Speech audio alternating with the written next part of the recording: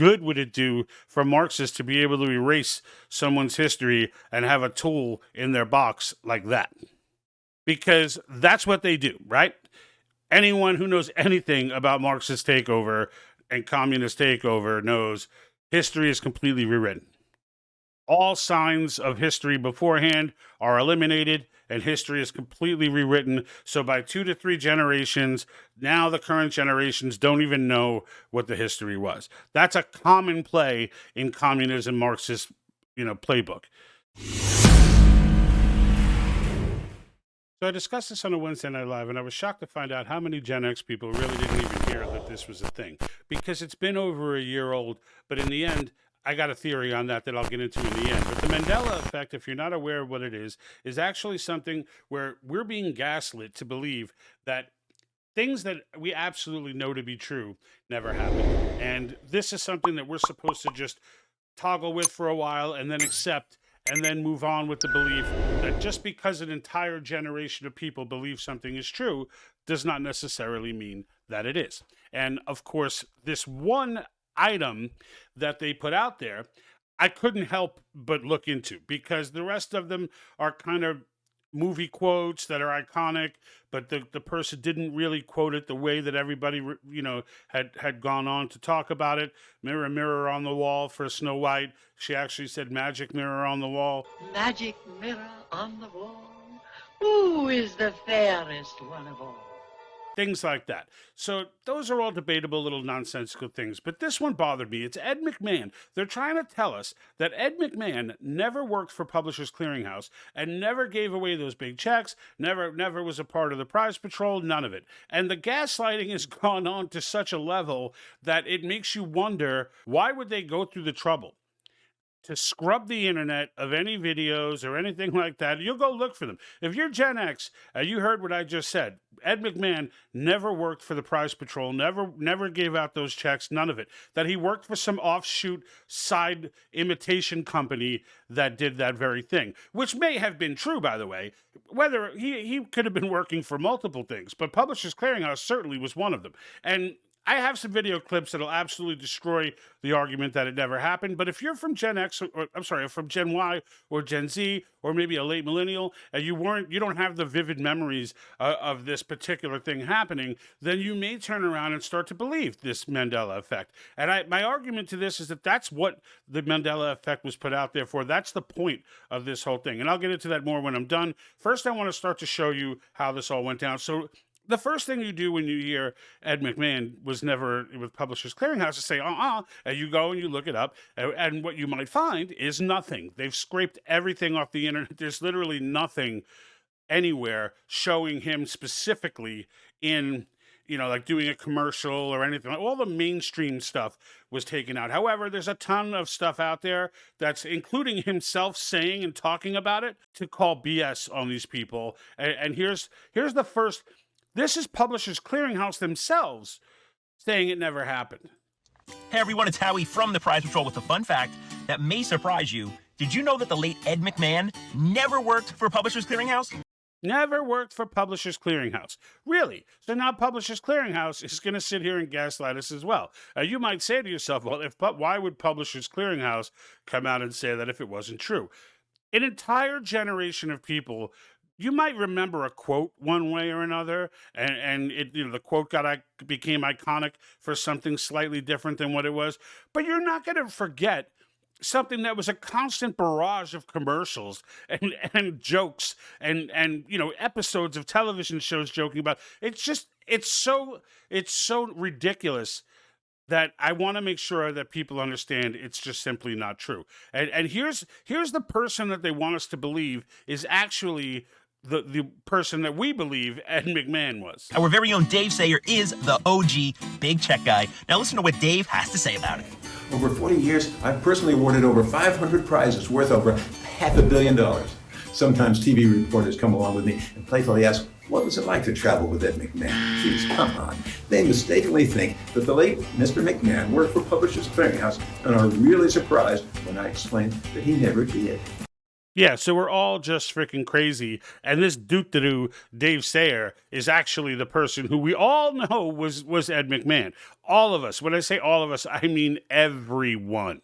There is not one person that I've spoken to that knows who the hell the Sayer guy is and what the hell that was all about. Now, here's the thing. If you're going to go ahead and try and wipe the internet of stuff, you better be thorough. Now, I don't know what kind of AI was used to do this. I'm sure it wasn't a human being sitting there doing this. But whatever AI it was or however this thing works, you got to remember to tell Ed McMahon that this is true because he doesn't seem to believe it. I'll tell you why I'm here. I happen to be in town over doing some stuff for the NBC affiliate. That's right.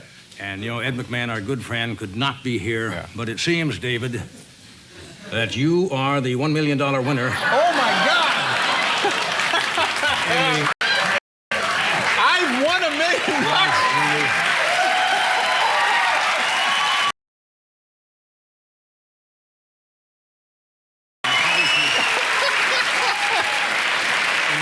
What are the odds that I would win the sweepstakes? We went up to some guys and I asked them if they had anything they wanted to say to you, and yeah. I didn't really connect what they were talking about. They started saying that you owed them money for a check or something like that, and I wasn't thinking about Publishers Clearinghouse. And I wasn't thinking about Publishers Clearinghouse. And I wasn't thinking about Publishers Clearinghouse. I know those guys, and they're still waiting for their money. Tell him that if you run into him again, tell him he came in second. Yeah. He was that close. Yeah, he could have won the money. You would actually walk up to people's doorsteps and give them the check? Oh, yeah, sure. You would actually walk up to people's doorsteps and give them the check? Yeah. You would actually walk up to people's doorsteps and give them the check? Oh, yeah, sure. How many times did you present someone with a $1 million check? I gave away $110 million. $110 million? Yeah. How good must have that felt? Oh, it's wonderful. We had to have a nurse in residence. Are you kidding me? It's a wonderful feeling, to give somebody $1 million. Yeah. Nothing wrong with that. What would people would just sort of overwhelmed with joy? They almost faint. They would almost faint, yeah. But, it's quite a thrill to come up and hand somebody $1 million. Those giant checks. Uh-huh. It's quite a thrill to come up and hand somebody $1 million. Those giant checks. It's really, when you look at your career, you have done so many different things. I mean, when you sit there and started listing all those off, I mean, the Publishers Clearinghouse thing, I know it was just a job, but that's kind of turned into something that's very bizarre, isn't it? Yeah, it's crazy because that's what everybody talks about. That's what everybody talks about. Now, the idea that Ed doesn't know, and I repeated some of those pieces because it might not have been clear, where he clearly says Publishers Clearinghouse. He's not just talking about you went and gave checks. He said Publishers Clearinghouse. And Ed McMahon's like, yeah. He says, yeah, it was thrilling to give the big check. Johnny Carson showing up, and I highlighted that the check he shows said Publishers Clearinghouse on it as a part of the joke, and repeatedly mentioned that Ed couldn't be here to present it himself. It's just the gaslighting, folks, is immense. Now, on top of that, there's also newscasts, television. Now, there's a ton of, but I only took a few. He served as a pitchman for Publishers Clearinghouse and co-hosted TV's Bloopers and Practical Jokes with Dick Clark. Hello, this is Rose Nyland. What? That was I'm one of the winners of the Publishers Clearinghouse? Ed McMahon wants to see me right away? Well, in other news, who among us hasn't seen Ed McMahon's ads for the Publishers Clearinghouse giveaway, dreaming of winning millions in the sweepstakes? But this is the President of the United States, not Ed McMahon's Publishers Clearinghouse. Gary, Wisconsin, right? Hello, because I got an alert saying I was officially confirmed as a possible winner of the Publishers Clearinghouse sweepstakes. Oh, there you go. The only one, right? Yes, it's just you and you alone. You should go wait on your front stoop. Ed McMahon will be there any minute. Now, some of these you could say to yourself, you know what, you can say, hey, this is not necessarily, these people could all also be, in the Mandela Effect, if you will, the newscasters and people like that. But there's no way that this gets put into a Golden Girls episode without someone barking about something if there's no affiliation between the two. All right, so that's for starters. So I want Gen X to understand that you're not crazy, that this is 100% did happen, which brings us to the question of why. Now, before I get there, my final piece of evidence, which all of this, by the way, was discovered a year ago by others. Okay, this was not difficult for me. I mean, it was not easy, but it wasn't difficult compared to looking up some other things and researching some other stuff to find these clips. But the funniest one and my favorite was Ed's parody over the entire experience. Shout out to my people. This is Ed McMahon, rolling slow through the suburbs in an unmarked van. I ran the strip in the 80s, brought big fat checks to the ladies. When I showed up at their door, they would start screaming like crazy. That he delivered prizes to winners' stores. Ed never did that. Rigged it in hand over fist, was on the VIP list. I was a verbal gunslinger, and my shots never missed. But now the bills have come due, and my credit score's whacked. So I'm hitting up the winners to get my checks back.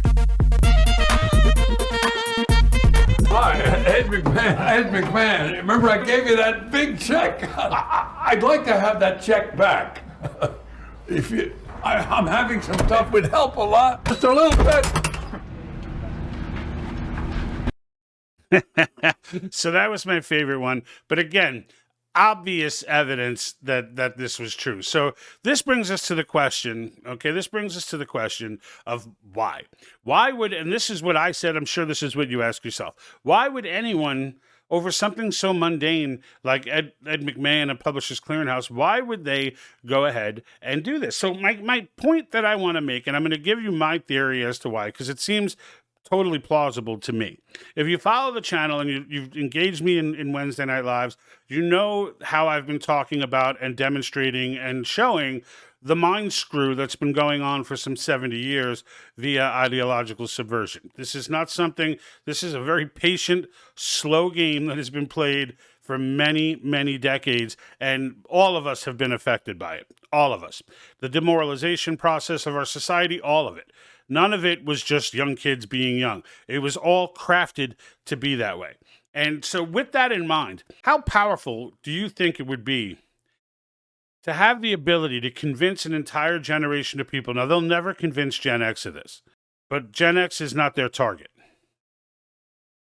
How powerful would it be if people really believed that something that they all knew to be true, something that they all experienced and knew to be true, could simply just not be true, and that it's just a phenomena, and that they could totally be wrong about something as concrete a memory as something like Ed McMahon and Publishers Clearinghouse. Now, there are Gen Xers who have kind of gaslit themselves into believing this, like, because you do start to think that you're crazy, right? Now, but keep in mind, I was shocked at how many Gen Xers did not even know that this was a thing, which is bringing me to my next point. This was never put out with the intention of making it to Gen X. It did make it to Gen X, because some Gen Z, who, by the way, may very well be the generation that saves this nation, they obviously told their Gen X parents.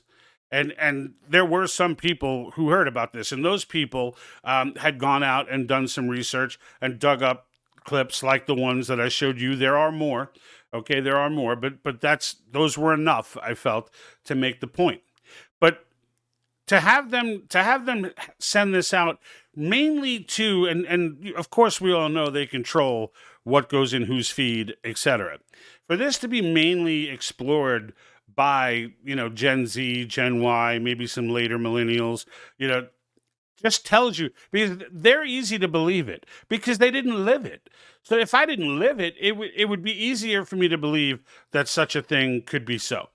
But for those that lived it, I only learned about this a few weeks ago. And when I did, I started asking my Gen X friends, and none of them had ever heard of this claim that Ed McMahon, and it became clear to me that somebody would have heard it. I would not be the only one. My daughter knew about it, but none of my friends knew about it. And they're all pretty active on Facebook and social media. So it's not like they're, like they're living in a shell. It's just they never got word of it. And so what good would it do if future generations were to believe that such a thing could be true? Right? what is Marxism? You know, and I talked to you about the CCP and all the damage they do and the mind games that they picked up from the Soviet Union and carried along when the Soviet Union fell. You know, what good would it do for Marxists to be able to erase someone's history and have a tool in their box like that? Because that's what they do, right? Anyone who knows anything about Marxist takeover and communist takeover knows history is completely rewritten. All signs of history beforehand are eliminated, and history is completely rewritten. So by 2 to 3 generations, now the current generations don't even know what the history was. That's a common play in communism, Marxist, playbook. And so the idea that you could get generations to believe, even on mundane stuff like this, it's not the point of what it's about. The point is, if you can make people believe on this level, things like this, then later on when you tell them, no, that actually never really happened, and then you get the media, and then you get everybody else involved, and the company that may be at issue, and you get them all involved in gaslighting, everyone will just believe it. And so that's what we need to protect ourselves from. That's what look, Gen X has been a thorn in these people's side forever. And it's my belief that Gen Z will be the next thorn in their side. Because Gen Z was just prior to being fully indoctrinated by these freaks, 2020 happened. And it ignited Gen X, who are the parents of Gen Z, to start, investigating, looking into stuff, calling BS, getting angry. And this was all stuff, the arguments that were made, of course, were all legitimate, and Gen Z got to witness all this.